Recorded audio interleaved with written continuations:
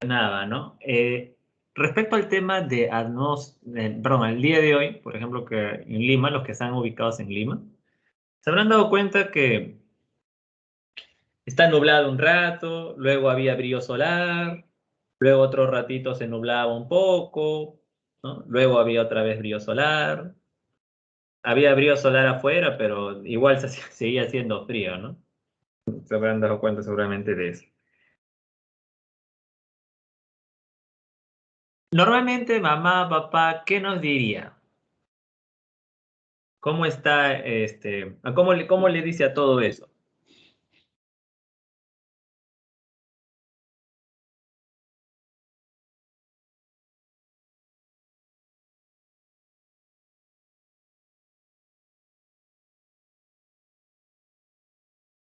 El clima, ¿no? Dicen, el clima está loco, dicen, ¿no? ¿Qué le está pasando al clima? Dice la gente.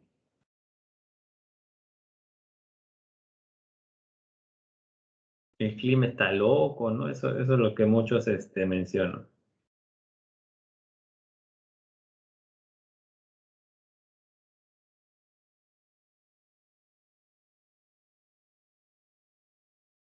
Ujú. Entonces, pero sin embargo, vamos a conocer el día de hoy que no necesariamente es el clima el que está loco. La palabra clima tiene otra definición. Eso la vamos a conocer el día de hoy. Miren acá. Por ejemplo, qué es el tiempo atmosférico? ¿Qué es el clima? Son dos conceptos que ustedes deben tener bien claro. Miren, la definición menciona, ¿no? ¿Qué es el tiempo atmosférico o también conocido como tiempo meteorológico? Se le dice tiempo atmosférico a las características variables de la atmósfera durante el día, ¿no? O sea, un rato hace calor, un rato hace frío, o sea, su variación está dentro del mismo día. En cambio, se le dice clima ¿a qué, profesor?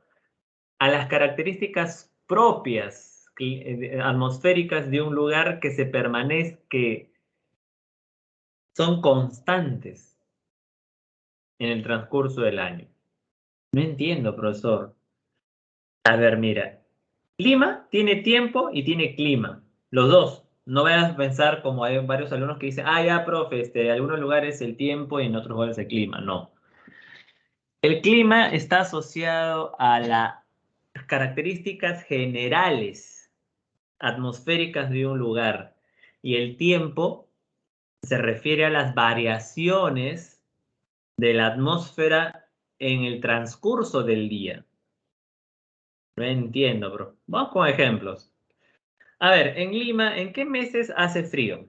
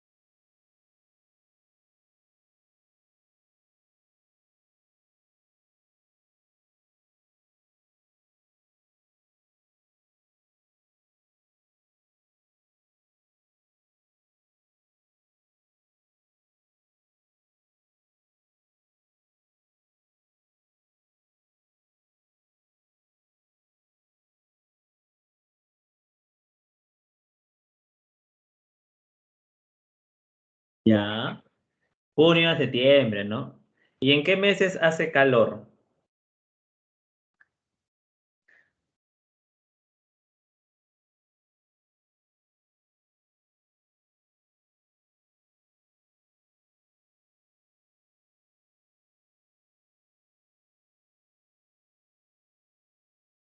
¿En qué mes hace calor en Lima?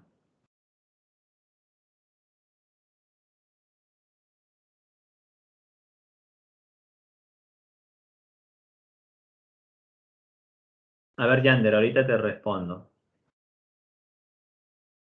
En los meses, pues, de diciembre, enero, febrero, marzo, ¿no? Muy bien, ahí está, noviembre hasta marzo, por ahí, claro. Eso se repite, esos meses, esos fríos en esos meses, el calor en esos meses, ¿se repiten todos los años? ¿Verdadero o falso? ¿Qué dicen ustedes? ¿Ya? ¿Se repite o no se repite?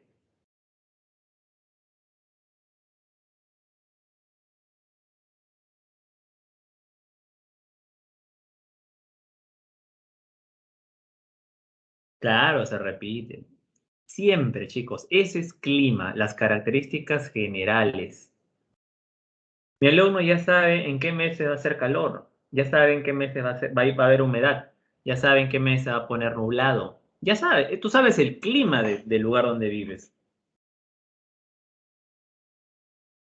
Profe, o sea, quiere decir que el clima son las características generales, anuales de un lugar. No es una cifra exacta, sino son promedios. En cambio, el tiempo lo vives en el mismo día. Por ejemplo, amanece con 15 grados Celsius, luego a las 10 de la mañana 17, al mediodía 19, a la 1 de la tarde 18, la humedad 80%. Y eso va variando en el transcurso del día. Tú sabes que va a ser frío, pero no sabes la cifra exacta. A eso se le llama tiempo. El tiempo atmosférico, no te vayas a olvidar. Son las variaciones que se dan durante el día. El clima son las características generales. Por ejemplo, a ver, por ahí un compañero hizo una pregunta interesante. Profe, uy, lo he eliminado. Ahí acá está. Por ejemplo, en Amazonas hace calor, pero a veces llueve. No, Yander, en Amazonas, por ejemplo, en el departamento de Amazonas, depende de la ciudad también, normalmente hace calor en junio, julio, agosto, septiembre, ¿no? Ese es el clima normal. El tiempo sería un día. ¿Qué ocurre en ese día? ¿Cómo amaneció? ¿Amaneció nublado? ¿Con mucha precipitación? ¿Cuánta de temperatura hubo? Sé más preciso. Es por eso que los noticieros, ¿qué pronostican? ¿El clima o el tiempo? A ver, ¿qué es lo que se puede pronosticar?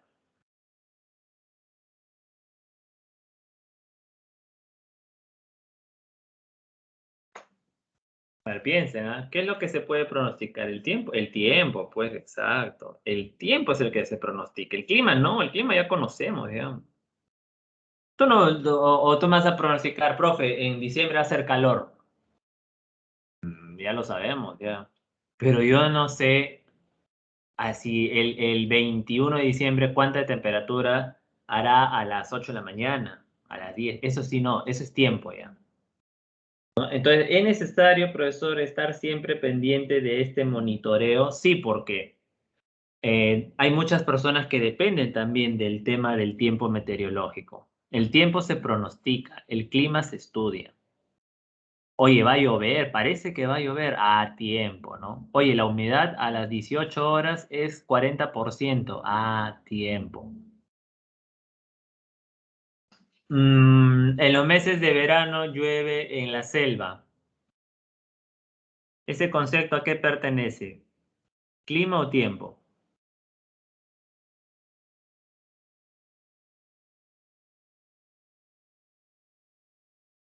Clima, muy bien, ¿no? Porque es algo general, ¿no? A ver, vamos con otro. Se registran fuertes lluvias desde las 18 horas en la ciudad de Huancavelica.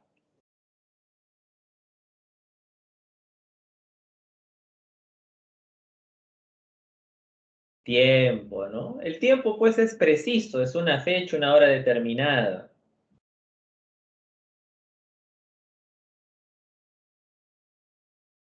Durante los meses de enero, febrero, llueve en Tumbes y Piura.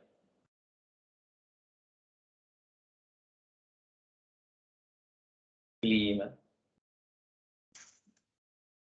En Lima, llovizna a cada rato en julio.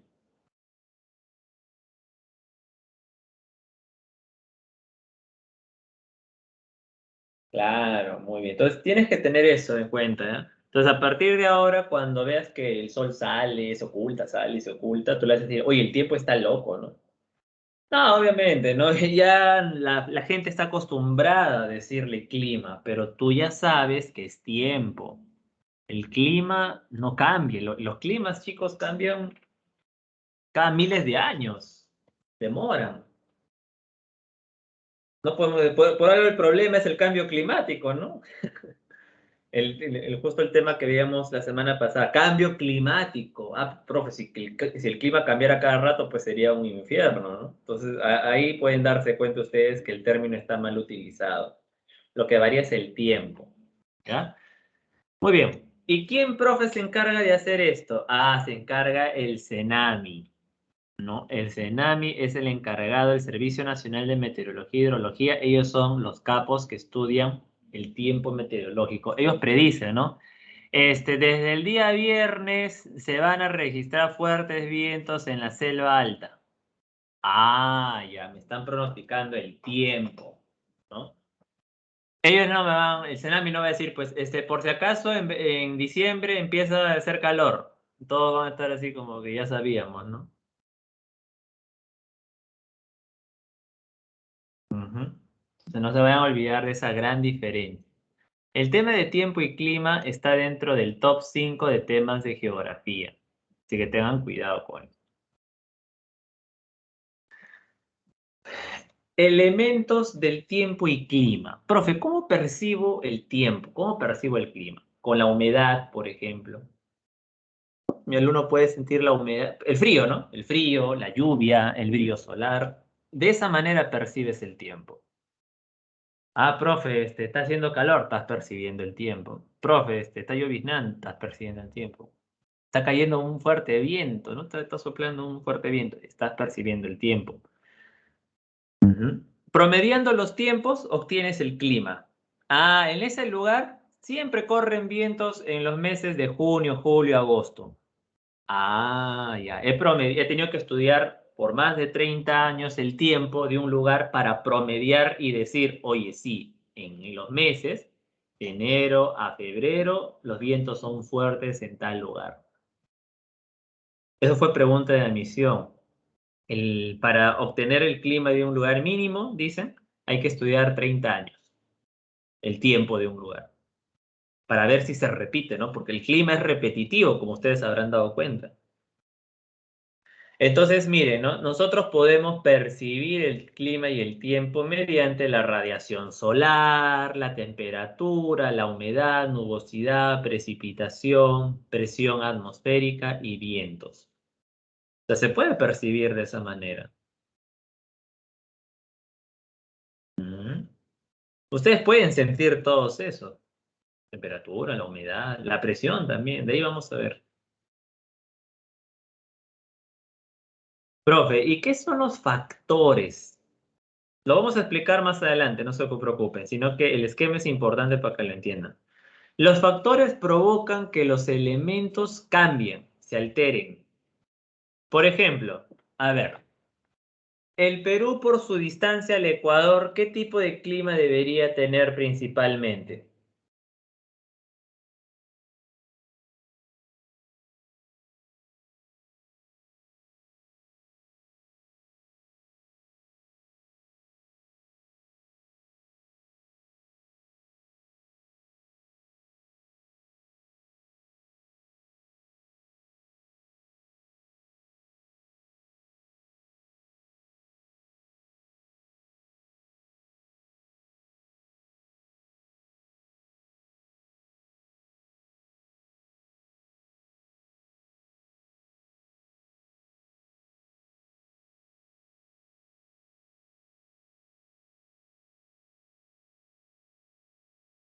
Tropical, ¿no? Pero ¿por qué cambia?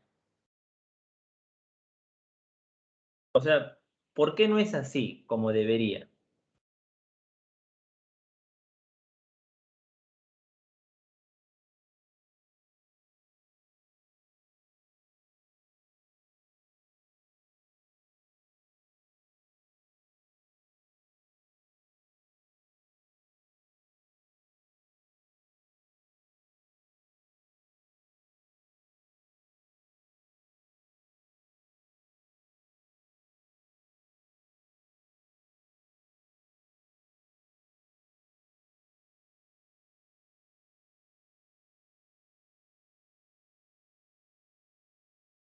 Por las corrientes marinas, muy bien, ¿no?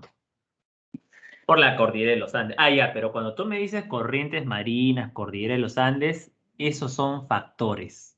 ¿Te das cuenta? Ah, a ver, por ejemplo, ¿por qué en la sierra hace frío? A ver, la gran pregunta, ¿por qué en la sierra hace frío?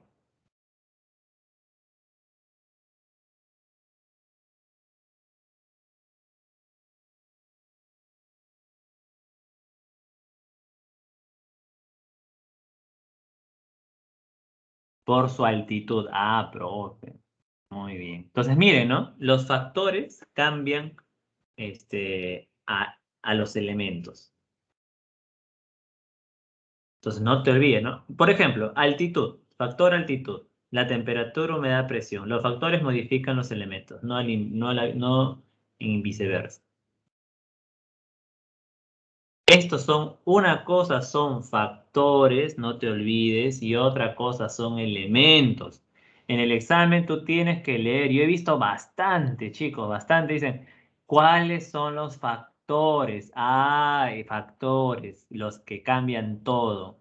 ¿A cuáles son los elementos? Por eso uno tiene que leer bien, para evitar confundirse entre factores y elementos.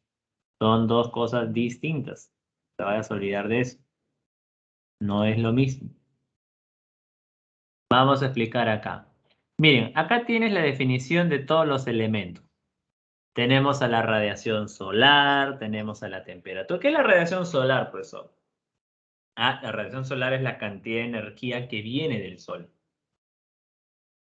Ah, ¿qué es esa que viene del cielo, ese brillo? Sí. Por ejemplo, ondas electromagnéticas, rayos ultravioleta, rayos infrarrojos, gamma.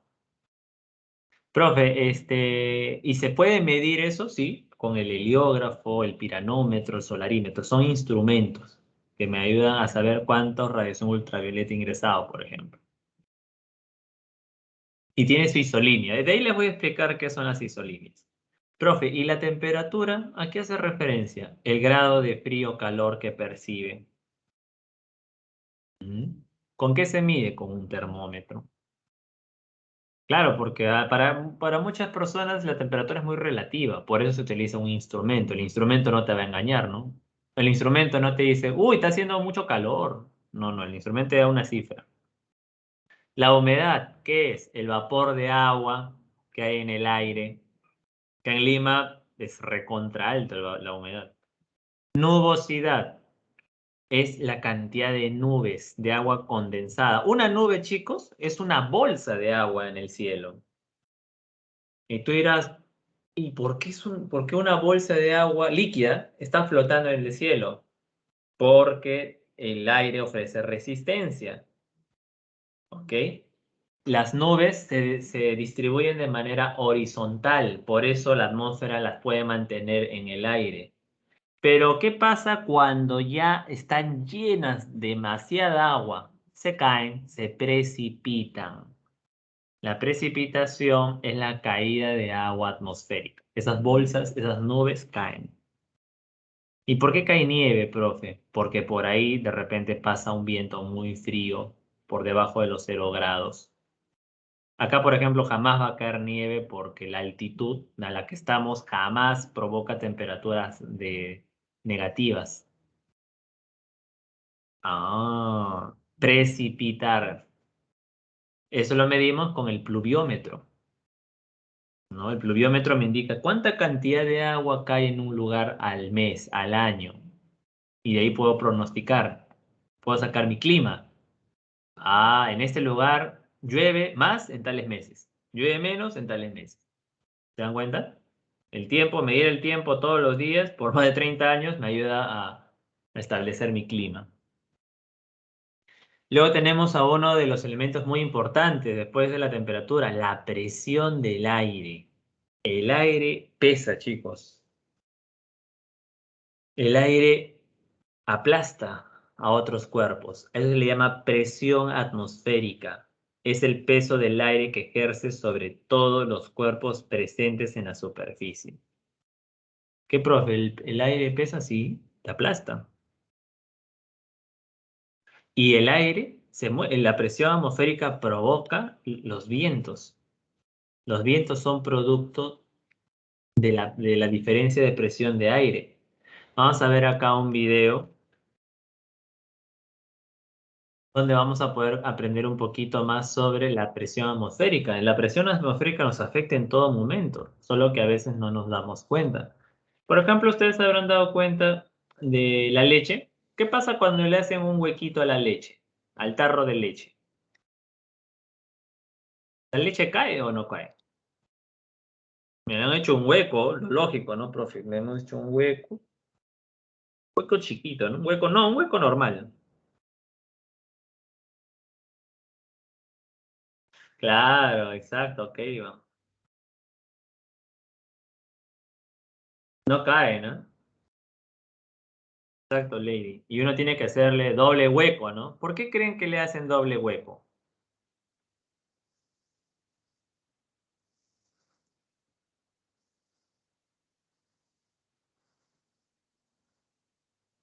Claro. Cuando ustedes le hacen un hueco a un tarro de leche, uno nomás, ese hueco, lo lógico es que debería caer la leche, ¿no? Eso pasaría si fuese vacío, o sea, si no hubiese aire. Pero apenas se abre un hueco, el aire se mete.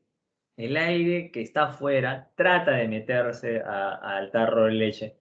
¿Por qué? Porque dentro del tarro de leche sí es vacío. O sea, dentro está la leche, pero no hay aire. ¿Por qué? Porque el aire contaminaría la leche. Por eso esos tarros de leche son al vacío, sellados al vacío. Y por eso que el aire, como sea, quiere meterse. Y al intentar meterse, empuja a la leche hacia adentro. Por eso no cae la leche. Y no va a caer. Puede ser que tú lo toques y ahí sí, pues no te manchas de leche, pero no va a caer como a ti te gustaría en tu tacita. Entonces, tú al hacerle hueco a otro hueco al tarro de leche, por ahí el aire ya se mete y por el otro lado la leche cae al toque nada más. ¿Por qué? Porque ya es más, la misma presión también empuja la leche a salir. ¿Se dan cuenta? Entonces la presión atmosférica, chicos, es muy importante, está en todos lados. Vamos a ver acá este video interesante de la presión atmosférica, uno de los elementos más preguntados en examen de admisión.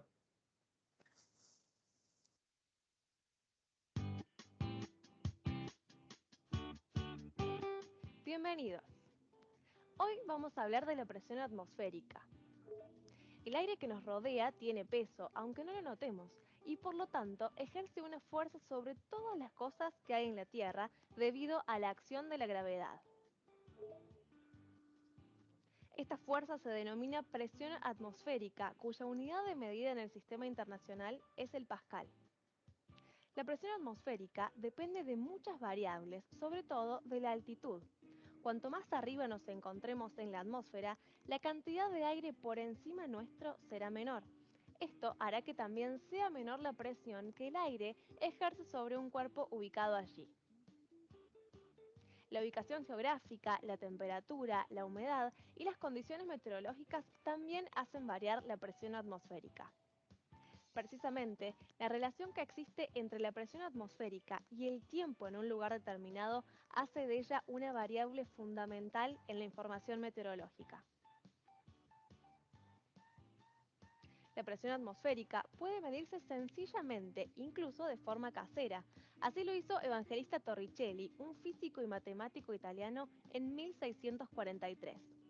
Tomó una probeta de vidrio de 1 metro de largo tapada en un extremo, la llenó de mercurio, tapó el extremo abierto y la introdujo en un recipiente lleno también de mercurio. Luego la destapó y vio que el contenido se vaciaba hasta aproximadamente los 76 centímetros.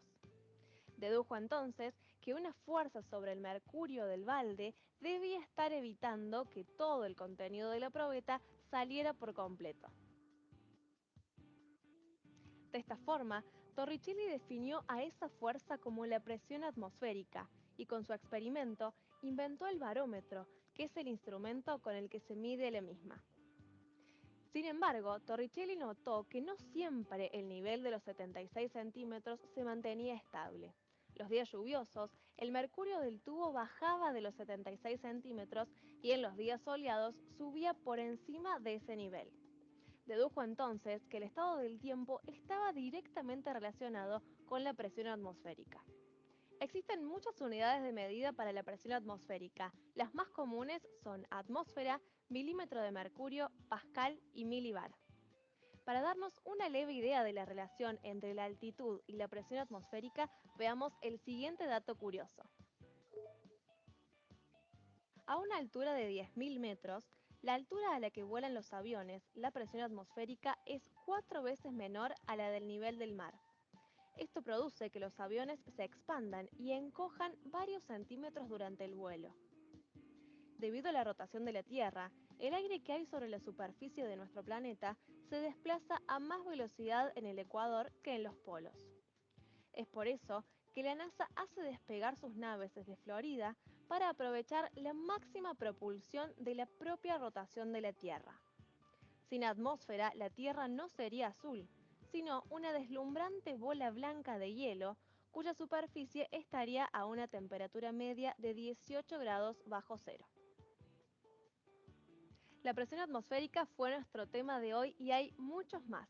Los invito a ingresar a infoclima.com y suscribirse a nuestras redes sociales para continuar aprendiendo sobre meteorología básica con nuestros videos. Hasta pronto.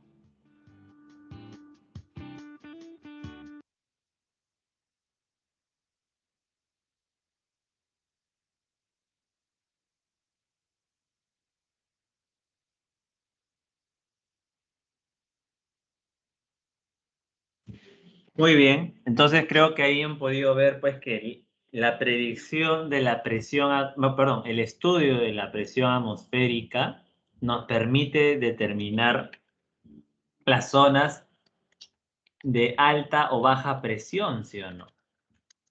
Entonces, con esto nosotros podemos pronosticar hacia dónde irá el viento, ya que la diferencia de las presiones provoca el cambio de dirección del viento. Y, profe, si yo sé hacia dónde va el viento, ¿qué gano con eso? Ganas mucho porque vas a poder deducir hacia dónde va a llover, hacia dónde van a ir el tipo de viento. De repente es un viento frío, cálido, con arena, sin arena. Por eso les menciono que aquí interviene bastante el tema de la presión atmosférica. En San Marcos han preguntado, ¿no? Profe, ¿con qué se mide la presión? Seguramente ustedes ya habrán visto ya en el curso de química con el barómetro. Ujú. Los vientos, ¿qué son, profesor? Los vientos son el desplazamiento horizontal de las masas de aire por la diferencia de presiones. Ujú.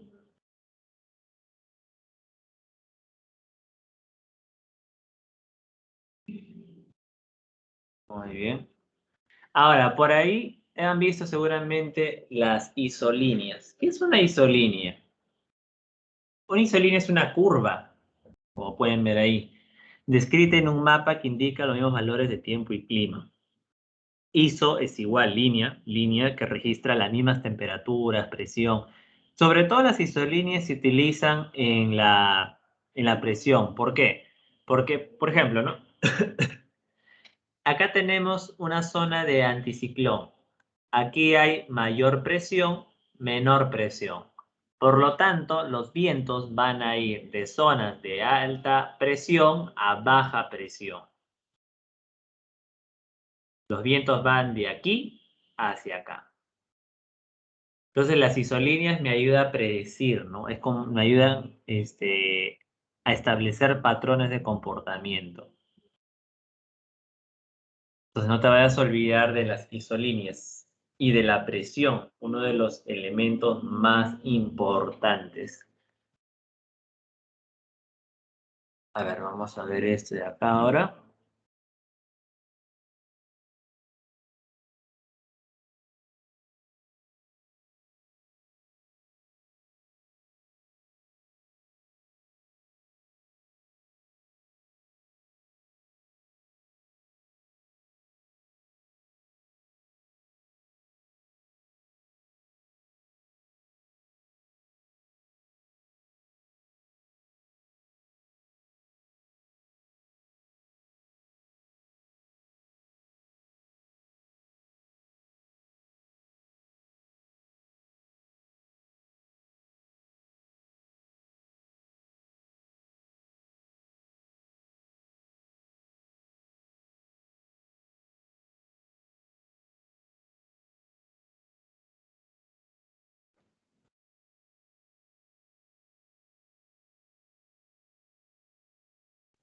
el sol, la lluvia, el sol, las nubes y el viento. Las condiciones siempre cambiantes de nuestra atmósfera originan el tiempo atmosférico. Es un sistema caótico y complejo. Pero todo depende de la energía del sol, que afecta al movimiento del aire. El aire pesa más de lo que imaginamos. A nivel del mar, 1 metro cúbico de aire pesa 1,2 kilogramos. La presión del aire, o presión atmosférica, es el peso total del aire que existe sobre un punto en concreto. Es mayor a nivel del mar y disminuye con la altitud, a medida que el volumen de aire superior se reduce. El Sol calienta el planeta de forma irregular. El ecuador recibe mucho más calor que los polos. Estas diferencias de temperatura en el planeta afectan a la presión atmosférica. Cuando el aire se calienta, se vuelve menos denso y asciende, con lo que la presión de la atmósfera en este punto disminuye. Y cuando el aire frío más denso se hunde, la presión atmosférica aumenta. El aire siempre se desplaza de áreas de alta a baja presión. Cuanto mayor sea la diferencia entre la presión alta y la baja, más fuerte será el viento.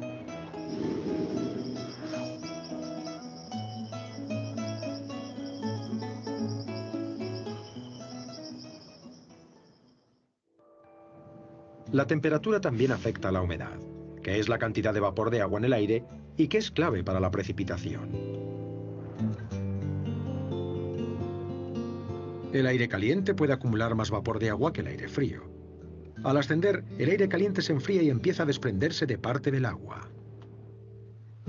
Cuando alcanza su punto de saturación, el vapor de agua comienza a condensarse y forma nubes. Y acaba liberándose en forma de precipitación.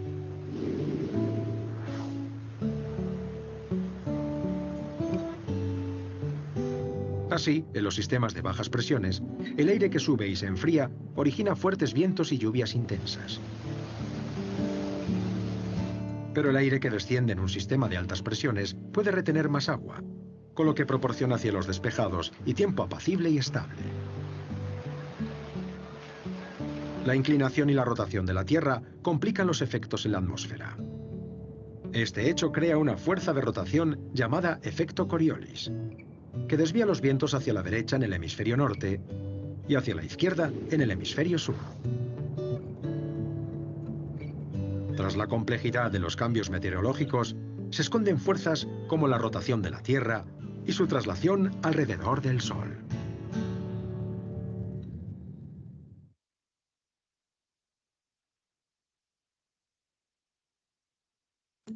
Muy bien, creo que ha quedado muy interesante el video, exacto. Entonces, vamos a ver ahora a los factores, o sea, a esos que provocan la variación de la temperatura. Bueno, ya han visto las temperaturas, ya saben, la radiación, ¿no? La precipitación es la caída de agua, tenemos a la nubosidad, hay varios tipos de nubes.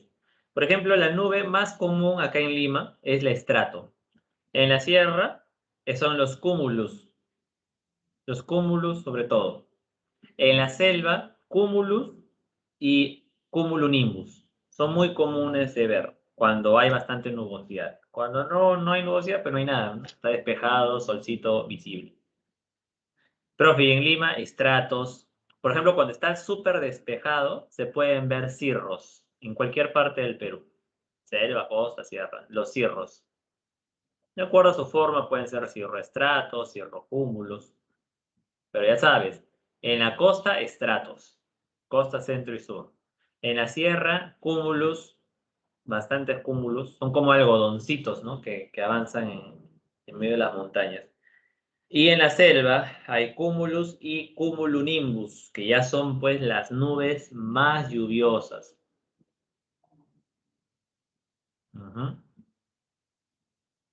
Son las nubes que generan mayor precipitación. Pero para que haya ese tipo de nube, ¿cómo deben ser las masas de agua? ¿Abundante o escasa?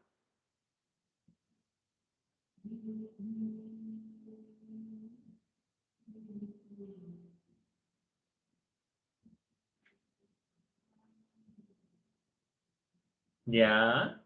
¿Y a qué temperatura debe estar?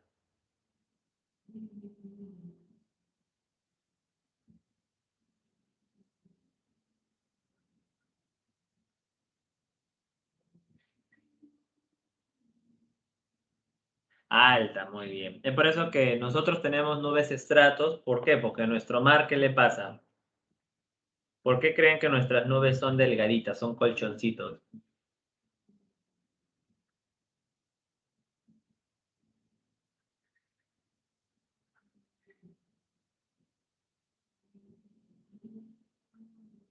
A ver, ¿por qué nuestras nubes son como unos colchoncitos?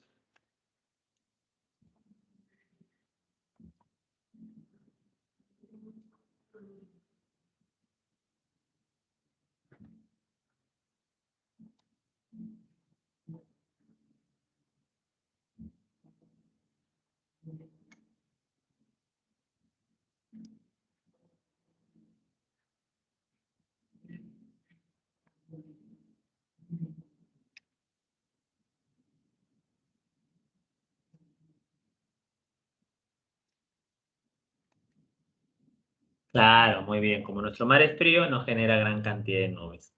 Luego tenemos los vientos. No te olvides la regla, la ley de Buis-Ballot. La ley de Buis-Ballot, ¿qué dice, profesor? Todos los vientos van de zonas de alta a baja presión. Eso ha venido en esta mención como 3 veces. Luego tenemos la ley de Stephenson, que nunca han preguntado, pero es bueno saber. A mayor diferencia de presiones, la velocidad del viento es mayor, ¿no? Y la ley de Ferrel nos habla sobre el efecto Coriolis. Los vientos planetarios sufren desviación. No se puede mover rectamente porque recuerden que la Tierra está en rotación y la Tierra al rotar provoca la desviación, el famoso efecto Coriolis. Entonces no te vayas a olvidar. La ley Buis-Ballot. Los vientos se desplazan de zonas de mayor presión a menor presión. ¿Ya? Esa es una de las reglas que no debes de olvidar. Ah, y también tenemos los vientos planetarios. Por ejemplo, tenemos los vientos alisios. Los vientos alisios son los vientos que pasan por nuestro país, ¿no? En las zonas tropicales. Vamos a ver acá. Ay, acá hay un video para que puedan visualizar. A ver, esos son vientos, ¿no? A ver, a ver. Allá. Y ahora, hay varios tipos de vientos, chicos, ¿no? Hay vientos planetarios, como pueden ver acá. Hay vientos ciclónicos. Vamos a ver acá.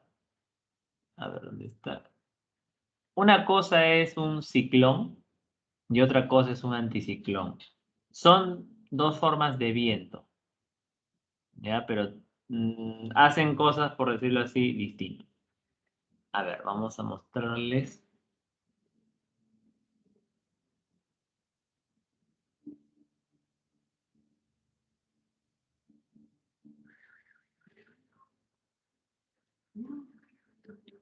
Ciclones u huracanes, ¿no?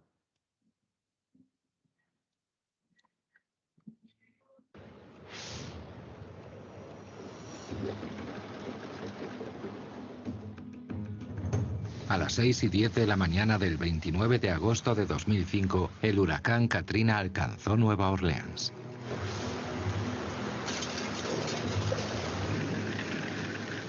Golpeó la ciudad con lluvias intensas y vientos de hasta 200 kilómetros por hora. Nueva Orleans estaba rodeada por diques o muros de contención que se construyeron para protegerla de las marejadas ciclónicas. Pero estas defensas demostraron ser inútiles ante el huracán Katrina. Trajo consigo una marejada ciclónica que resultó ser demasiado fuerte.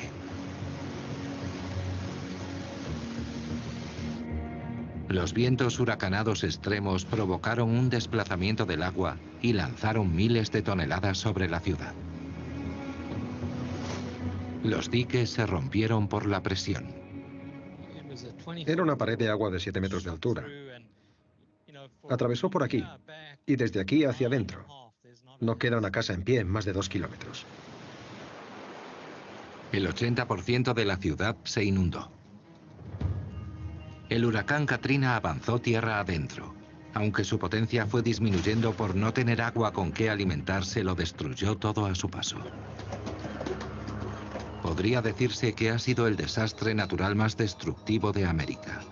1.800 personas murieron a causa del huracán y de la posterior inundación. Cientos de miles más perdieron sus hogares. Harían falta 81.000 millones de dólares para reparar los daños. Es difícil predecir el futuro de Nueva Orleans. El gran desconocido es el calentamiento global. Si el nivel del mar sube más rápido, digamos otro metro en los próximos 50 o 60 años, y si vienen huracanes todavía mayores, quizá deberíamos plantearnos abandonar estas ciudades, como Nueva Orleans.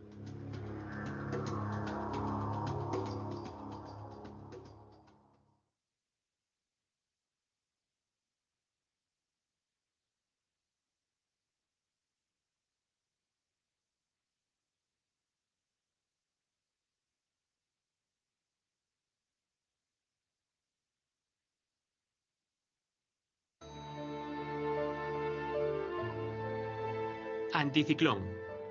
Un sistema meteorológico de altas presiones con vientos que giran desde un punto central hacia afuera. En el hemisferio norte, los anticiclones giran en el sentido de las manecillas del reloj. Y en el hemisferio sur, en sentido contrario, debido a la rotación de la Tierra. Los anticiclones traen, por norma general, clima estable y seco. La mancha roja de Júpiter es un ejemplo de un anticiclón extraterrestre. Una tormenta que al menos lleva activa desde que los astrónomos han sido capaces de ver el planeta con claridad.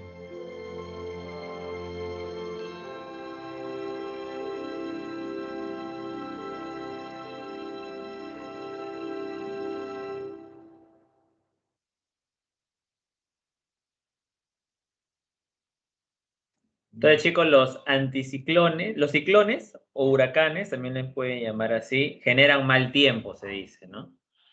Cuando genera mal tiempo significa pues que provoca lluvia, truenos, relámpagos, fuertes vientos. Te arruina la vida. En cambio, el anticiclón genera estabilidad. Es lo opuesto, pues, ¿no? Genera estabilidad atmosférica. Por ejemplo, el Perú, gracias al anticiclón del Pacífico Sur que está frente a Chile, nos manda un clima estable, ¿no? Vientos estables.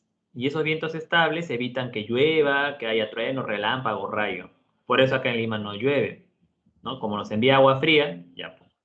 Por eso les digo que los anticiclones generan estabilidad atmosférica. En cambio, los ciclones generan inestabilidad. Vamos a ver ahora sobre los monzones. El viento influye en el tiempo atmosférico. Es la dirección del viento más que su fuerza, lo que produce uno de los más extraordinarios fenómenos climáticos de nuestro planeta: el monzón.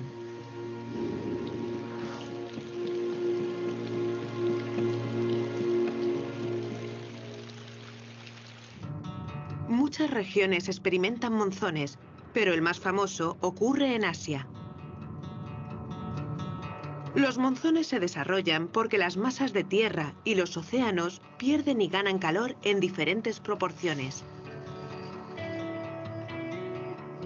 Durante el invierno, sin el intenso sol veraniego, la tierra en Asia se enfría más rápido que los mares que la rodean. Un área de altas presiones se asienta sobre la región, lo que provoca que el viento sople desde la tierra hacia el mar.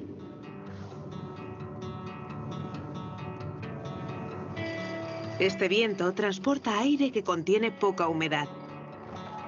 Estas condiciones se mantienen durante meses, lo que con frecuencia produce sequías en la región. En primavera las temperaturas suben mucho a medida que aumenta la luz del sol.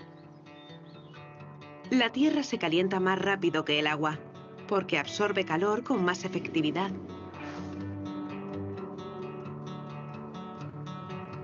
Las áreas de bajas presiones se forman cuando el aire caliente se eleva desde la gran masa de tierra.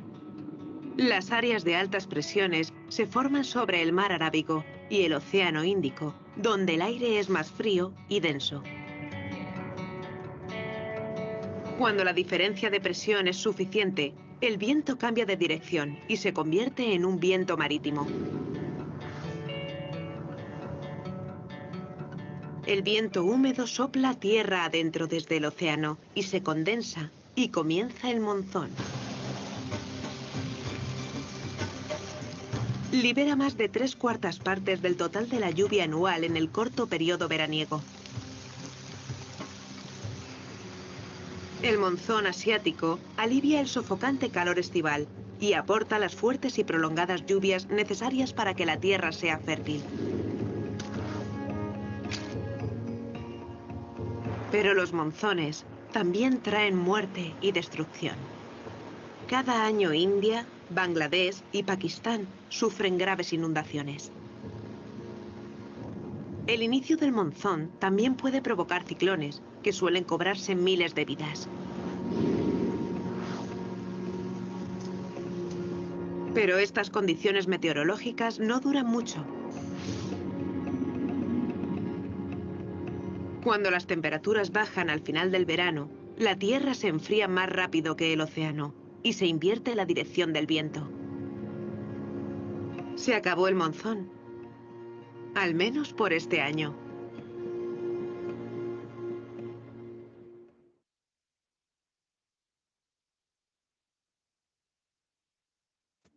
Muy bien, entonces el monzón, ¿no? Fue pregunta de admisión. Son vientos que soplan de acuerdo a las estaciones en Asia sobre todo, ¿no? En Asia meridional, en la India, Bangladesh, la península de Indochina, Vietnam, Laos, Camboya.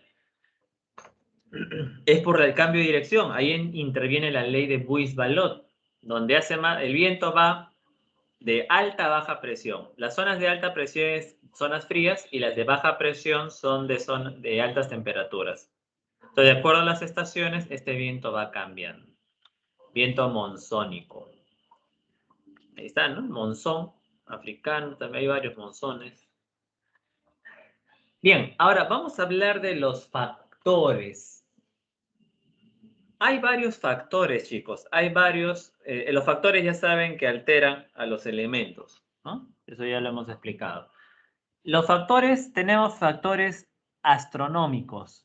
Estos factores son factores que afectan a todo el planeta. Por ejemplo, la forma de la Tierra. La forma de la Tierra es curva, toda la Tierra es curva. ¿Se acuerdan qué provocaba la curvatura terrestre? Eso lo vimos en el tema de la Tierra. ¿Se acuerdan qué provocaba la curvatura terrestre?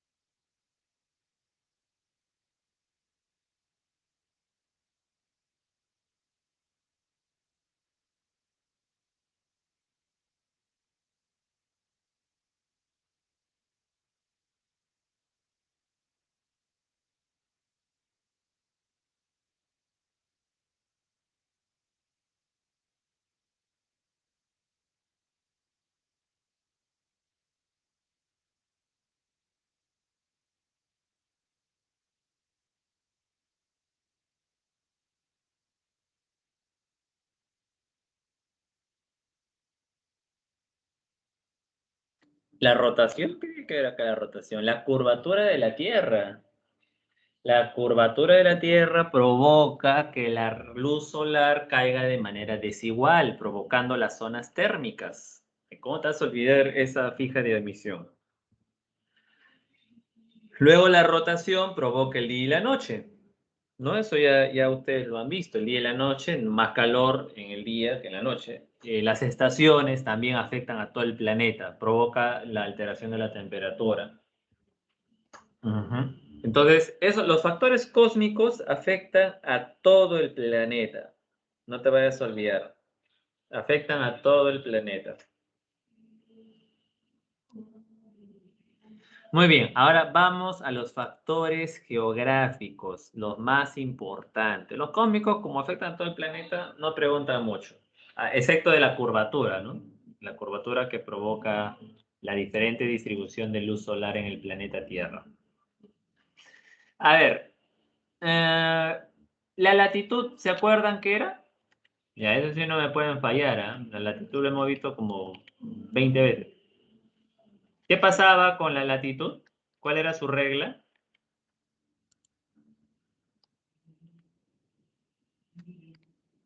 De latitud, en primer lugar, ¿qué sería?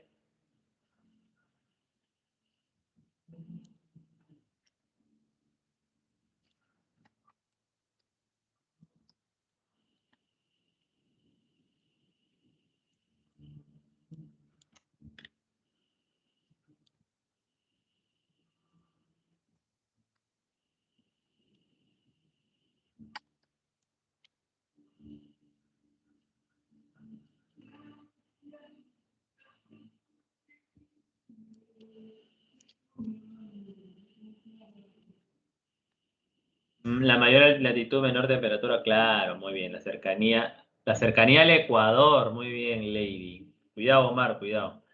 La latitud es la distancia al Ecuador, ¿no? A mayor latitud, o sea, si yo me alejo del Ecuador, el clima que yo debería esperar es de baja temperatura, ¿no? Porque recuerden que la radiación es más perpendicular a la zona del Ecuador, por eso en el Ecuador hace bastante calor. Ujú. Entonces, la latitud, por ejemplo, el Perú es un país de baja latitud. Ah, ya significa que hace calor. Ah, Noruega es un país en zona de altas latitudes. Ah, ya hace frío, ¿no? Ujú. Entonces, hay que tener en cuenta a la latitud. En el Perú, por ejemplo, la latitud influye a que hace bastante calor en la selva, ¿no? O en verano. ¿Por qué hace bastante calor en verano? Porque somos un país cerca al Ecuador, ¿no? Pero, profe, todo el año estamos cerca del Ecuador, sí, pero ya saben que las corrientes marinas, ahorita lo vamos a ver, alteran eso. Es un factor, recuerden que los factores alteran la latitud. Vamos a ver acá un video para poder comprender. Hay unos bonitos videos que he descargado para que puedan ver sobre el tiempo y clima. Con los videos se entienden mejor. A ver. Ese es en el caso de la latitud. Vamos a ver acá, la temperatura varía en función de la latitud. Vamos a ver acá. Es acá. Zonas climáticas, ese acá es.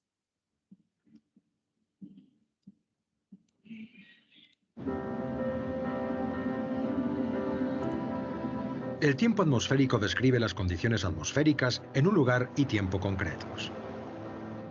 Pero no es lo mismo que el clima.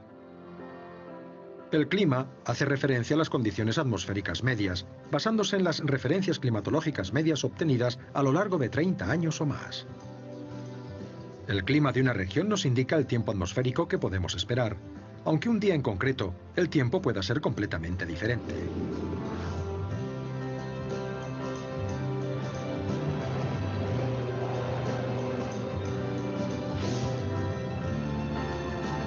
El mundo se puede dividir en distintas zonas climáticas.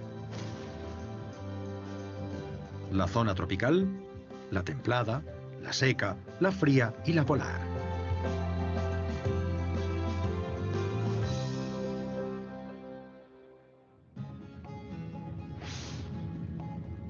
Cada zona climática tiene su propio clima, flora y fauna.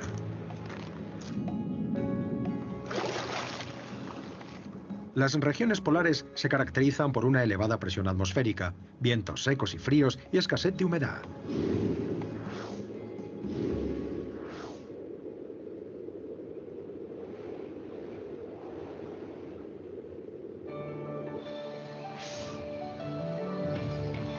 Las condiciones climáticas varían enormemente de una región a otra.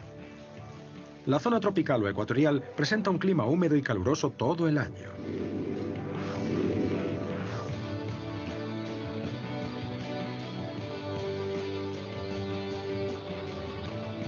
Desde los helados polos a los abrasadores desiertos, pasando por las templadas praderas. La extensa variedad de hábitats y la biodiversidad de nuestro planeta se ven influidas y marcadas por el clima.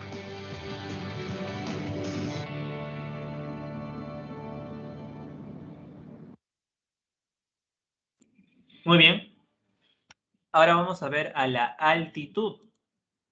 Uno de los factores muy importantes, sobre todo para nuestro país.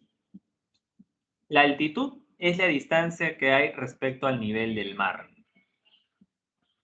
Ya sabes que a mayor altitud hay menos aire, por lo tanto, no se va a poder almacenar el calor. Menor temperatura, menos concentración de oxígeno. Como no hay tanto aire arriba, no hay presión, pues la presión es baja. Como no hay tanto aire, hay menos humedad. Y también hay mayor intensidad de la radiación solar. Lógico, ¿no? Porque si estás más arriba, más cerca al sol, pues. Me acuerdo cuando fui a Puno, regresé color broster. ¿Qué broster? Fue a la brasa. Porque allá te quema el sol totalmente. Eso no quiere decir que no haga frío. Hace frío en la sombra. A mayor altitud, la radiación ultravioleta también es mayor. Esa es la regla que deben de tener en cuenta. En nuestro país es muy importante, ya que hay muchas ciudades andinas en el Perú. Vamos a ver esto de acá. La altitud, distancia vertical respecto al nivel del mar.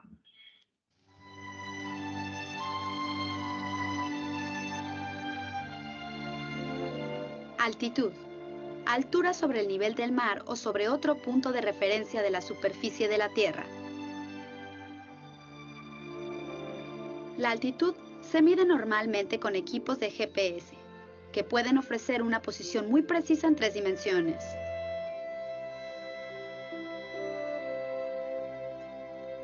También se utilizan altímetros basados en la presión, que pueden utilizar la ligera caída de la presión atmosférica a medida que aumenta la altitud.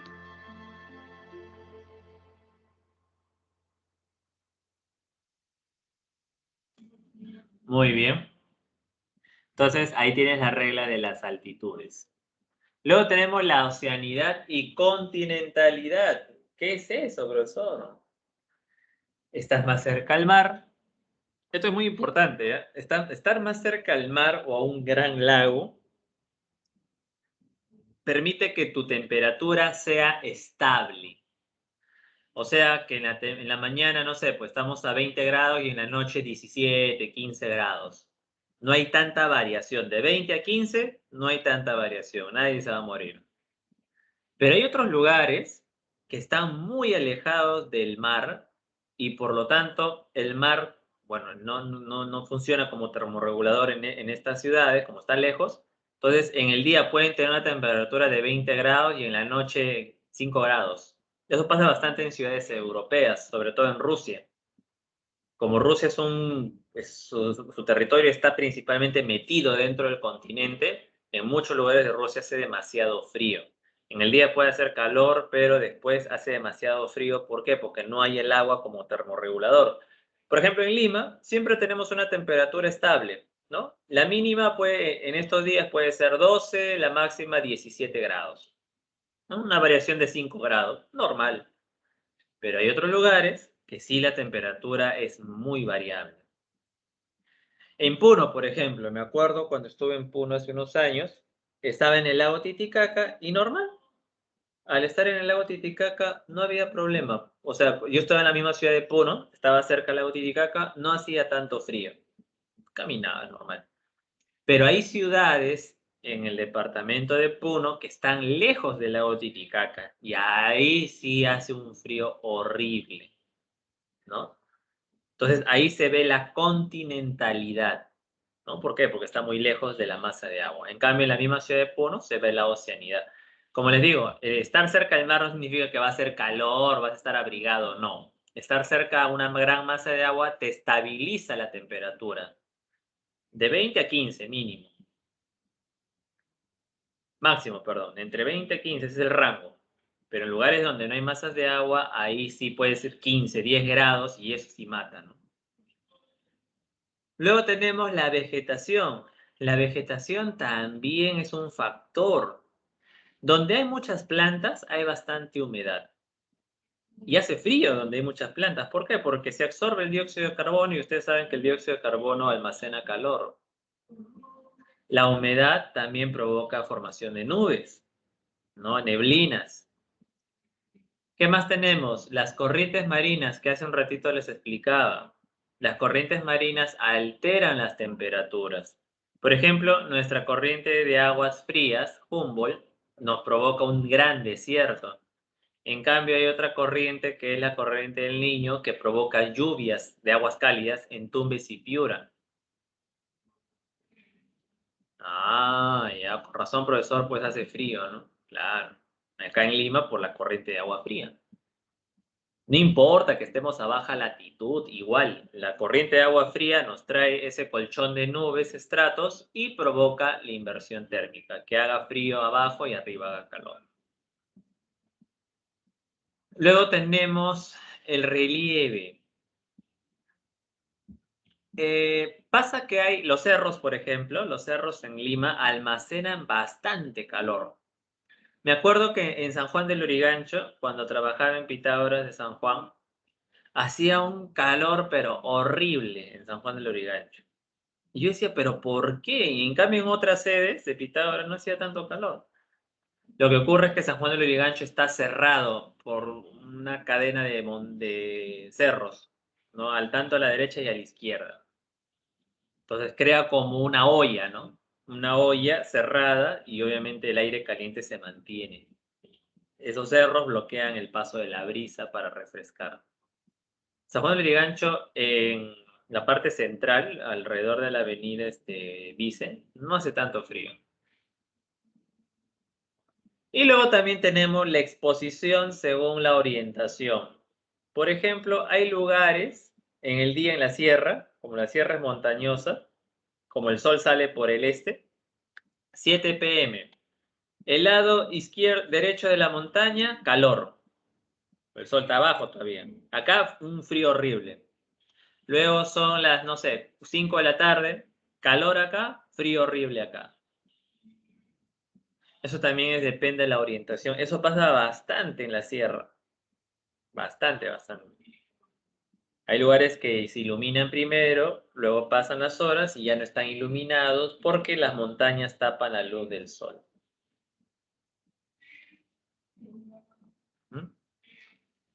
Por último, tenemos los fenómenos meteorológicos. Por ejemplo, tenemos los meteoros acuosos. ¿Qué es eso, profesor? Ah, son los meteoros que tienen su origen en el agua, en la lluvia. Esos son los meteoros acuosos. Tienen su origen en las lluvias. Por ejemplo, en Lima, las lloviznas, una gotita de agua pequeña. En la sierra, la lluvia grande. Tenemos el granizo, la nieve, el pedrisco, que ya son más, en la sierra, por ejemplo, encontramos granizo, en la alta montaña encontramos nieve. Para eso, pues, la temperatura tiene que ser baja, ¿no? En Lima jamás va a haber granizo, peor nieve. La nieve requiere menor temperatura. ¿Por qué? Porque el aire es cálido. Pues además, el aire tiene que estar cerca a los 0 grados o por debajo para que haya una precipitación sólida. Y eso es casi imposible, ¿no? Aunque en tema del tiempo todo es pronosticable. Todo es posible. Meteoros luminosos. ¿Cuáles son esos, profesor? Ah, esos son la deformación de la luz. Por ejemplo, el relámpago. ¿No? Eso es lo que vimos en Lima hace unos meses. El halo solar y el halo lunar. ¿No? Las nubes provocan esta formación de una corona alrededor del Sol y de la Luna. Los halos lunares ocurren principalmente cuando la Luna está en posición vertical, o sea, sobre tu cabeza, y luna llena. Ese es el halo lunar. Y el halo solar es lo mismo, pero de día y con el sol. ¿Han visto halos lunares o no? Esa foto yo lo tomé, ese halo lunar yo lo tomé. Estoy orgulloso de él. Parece un fluorescente, ¿no?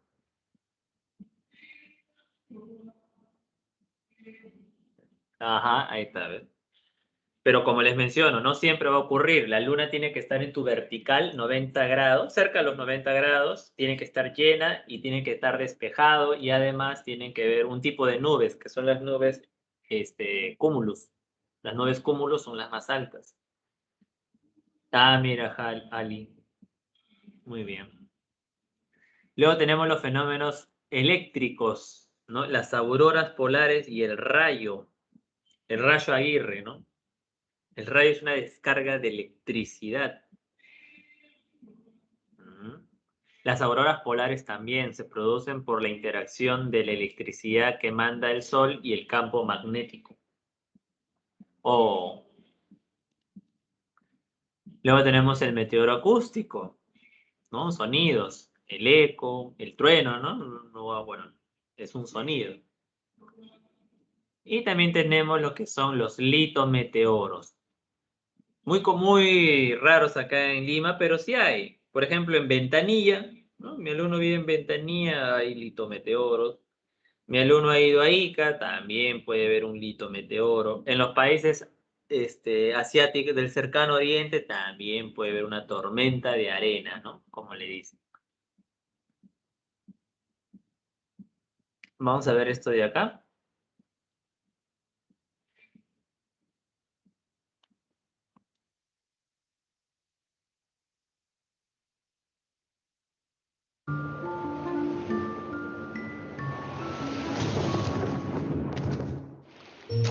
Ya se trate de una fina llovizna o de un aguacero típico del monzón, la lluvia es una parte vital de nuestro tiempo atmosférico. Y toda ella viene de las nubes. Las nubes son aglomeraciones de vapor de agua que contienen miles de millones de moléculas de agua. Cada molécula está compuesta por 2 átomos de hidrógeno y un solo átomo de oxígeno. Pero ¿cómo pasamos de simples moléculas de agua a gotas tan pesadas como para caer a tierra? Dentro del vapor flotan partículas de polvo y polen. Las moléculas de agua son atraídas hacia su superficie, colisionan entre sí y se hacen más grandes y pesadas. Se necesita 1 millón de estas gotitas para hacer una sola gota de lluvia. Y la gravedad se ocupa de lo demás.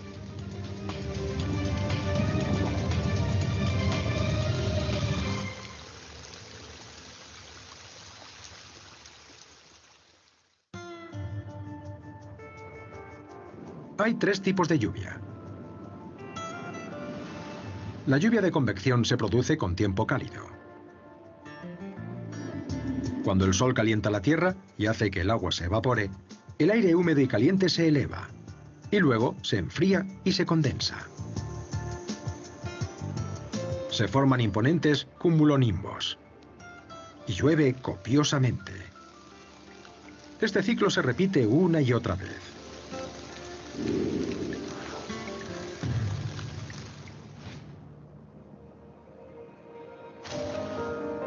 Un segundo tipo de lluvia, la lluvia frontal, se produce cuando se encuentran grandes masas de aire caliente y frío. En esta prueba de laboratorio, el colorante azul representa el aire frío.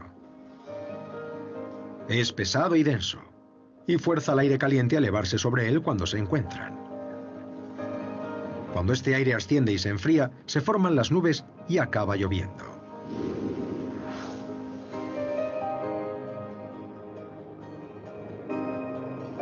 El tercer tipo, la lluvia de alivio, se da alrededor de la costa.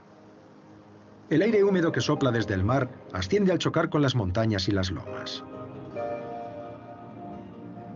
Cuando se enfría, forma nubes que dejan caer el agua sobre las tierras más altas.